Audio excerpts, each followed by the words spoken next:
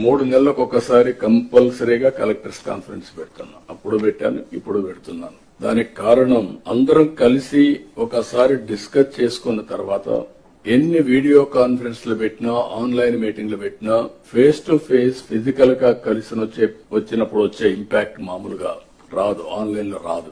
మనం కూర్చొని 2 రోజులు సమీక్ష చేసుకుంటున్నాం.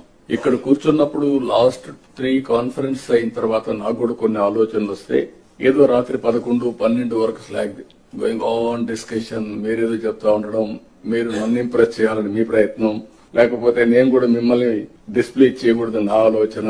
దీంతో అందరికి ఇన్కన్వీనియన్స్, లంచ్ అవర్స్ ప్రొలాంగ్ అయిపోతున్నాయి, డిన్నర్లు కూడా మిస్ అయిపోతున్నాయి.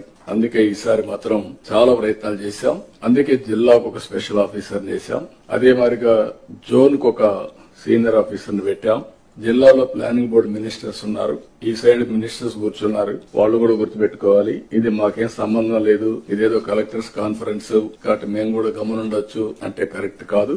All ministers. అందుకనే ఆ జిల్లాలో మంత్రులుంటే కొన్ని సమస్యలు వస్తాయనే ఉద్దేశంతో, రాజకీయ సమస్యలు రాకూడదనే ఉద్దేశంతో ఇంపార్షియల్ గా పనిచేయడానికి వేరే జిల్లా నుంచి ప్లానింగ్ బోర్డు చైర్మన్ వేశాం. Planning board chairman, collectors responsibility ఆ జిల్లా ప్రోగ్రెస్. ఈ 9 నెలలు నేను చెప్పేటివి కలెక్టర్స్ కే వర్తిస్తుంది, నాకు వర్తించదంటే మినిస్టర్స్ కరెక్ట్ కాదు. ఇది మీకు కూడా వర్తిస్తుంది. అందరం కూడా నేర్చుకొని దాని ద్వారా మనం ముందుకు పోవాల్సిన అవసరం ఉంది. ఇవి రివ్యూస్ చేసుకుని ఇక్కడికి వచ్చారు.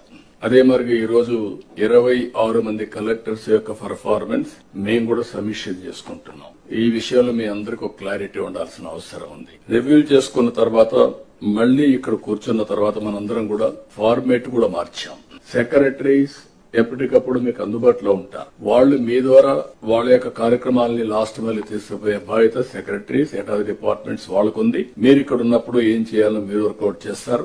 అయితే ఇక్కడ మీరు గుర్తుపెట్టుకోవాల్సింది, ఈసారి ఫార్మేట్ లో డిస్ట్రిక్ట్ వైజ్ యూనిట్ తీసుకున్నాం. ఈ రోజంతా మనం సెన్సిటైజ్ చేసుకుంటున్నాం. ఈ రోజు అన్ని డిపార్ట్మెంట్ లో వారు చెప్పాల్సిన పాయింట్లు ఇప్పుడు చెప్తే, రేపటి నుంచి రేవంతా కూడా మీరు ప్రజెంటేషన్ చేస్తున్నారు. Only 5 to 6 slides. ఈ స్లైడ్స్ చూసినప్పుడు మీ యొక్క ఎఫెక్టివ్నెస్ బయటపడిపోతుంది. Be clear. మీరు అందరూ గుర్తుపెట్టుకోవాలి, లెర్నింగ్ అనేది ఇది కంటిన్యూస్ ప్రాసెస్. ఎప్పుడైతే మీరు మాకు అన్ని తెలుసు అనే ఎగో వస్తే అక్కడి నుంచి మీకు లిసనింగ్ పోతుంది, లెర్నింగ్ పోతుంది. అట్లా కాకుండా నేను నేర్చుకోవాలి, ఇప్పుడు నేను అండర్లైన్ చేసుకుంటా వచ్చాను, ఏం మాట్లాడాలని ఫోకస్ మిస్ కాకుండా. అది మీకు కూడా ఉండాల్సిన అవసరం ఉంది. అది ఉంటేనే సాధ్యం అవుతుంది. దయచేసి మీరు గుర్తుపెట్టుకోవాలి.